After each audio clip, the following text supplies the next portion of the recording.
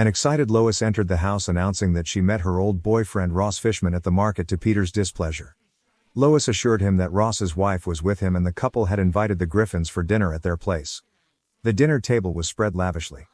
Ross mocked Peter about his job at the brewery, calling it a real job with an unreal salary. An offended Peter tore up his shirt and flexed his invisible muscles to challenge Ross. The family was all classy since their only son went to a private school. Ross also bragged about the lavish family trips they had frequently. Ross threw a bomb that this year they were making their greatest trip to Mount Everest. To compete with Ross, Peter blurted out that even they were going on an Everest expedition, to Lois's surprise. The Griffins got home quite perturbed by that hot air balloon family. Lois declared that they were going to Mount Everest as even she was sick of being scorned by the Fishmans. The next day, the Griffins took a flight to Nepal. The Griffins split up to gather provisions.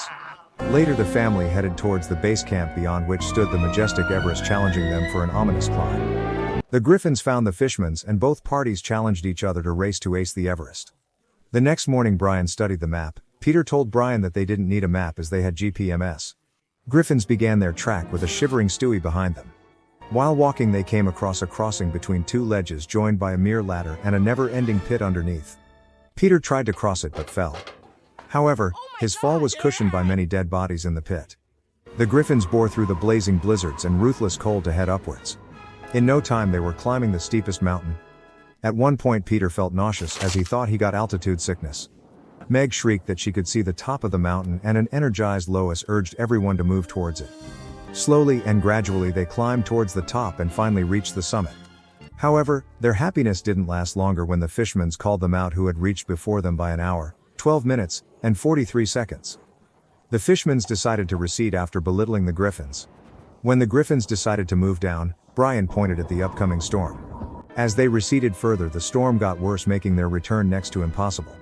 On the way, they discovered the unthinkable, which was the frozen dead body of Ben Fishman. On the way they found Ross and Pam looking for their lost son.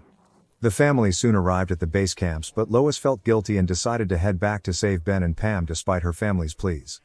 Lois convinced them and they all went back upward. They found the nearly lifeless couple on the ledge between the deadly crossing and Peter carried them upwards. Soon Ben and Pam were brought to the base camp safely by the Griffins. The Fishmans realized their mistake and thanked graciously the Griffins family.